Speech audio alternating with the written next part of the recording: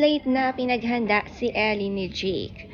Umuwi nga si Ellie from Siargao at gusto rin siyang makasama ng Ejercito family sa kanyang kaarawan. Makikita naman kay Ellie ang kasiyahan sa surprise ng kanyang daddy Jake.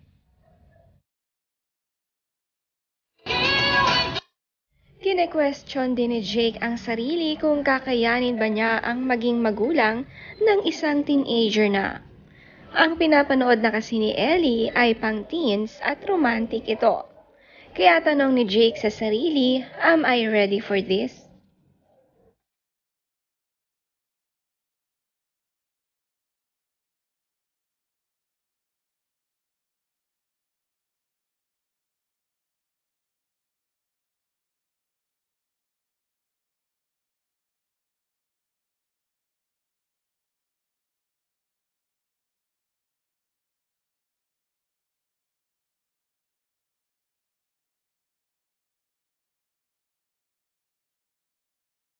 Ito naman ang outfit ni Jake sa Star Magic Christmas nitong nakaraang araw. Dumalo at nakisali nga rin siya at napakasimple ng suot na polo na kulay pink at red na jacket pero bawing-bawi sa kanyang looks.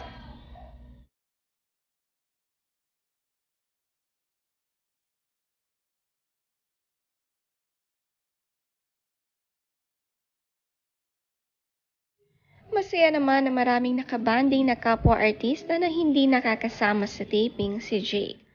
Dahil lahat nga ng taga-ABS-CBN ay nandito. At ganito nga agad magkaka-close ang bawat isa.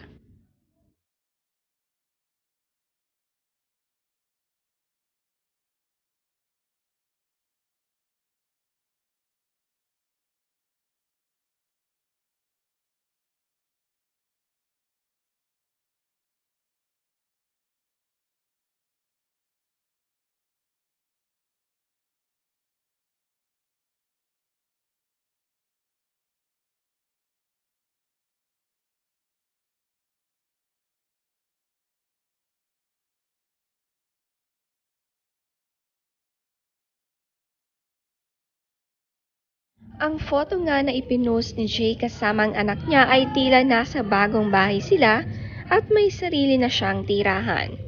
Solo nga ito kaya naman si Ellie lamang ang kasama niya sa photo.